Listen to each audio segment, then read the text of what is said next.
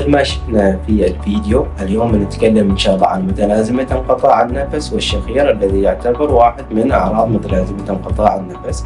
ويتم تشخيص المتلازمة عن طريق أخذ التاريخ المرضي للمريض والفحص السريري، بالإضافة إلى فحص دراسة النوم ومنظار النوم، ومن ثم نفرق ما بين مرضى متلازمة انقطاع النفس ومرضى الشخير.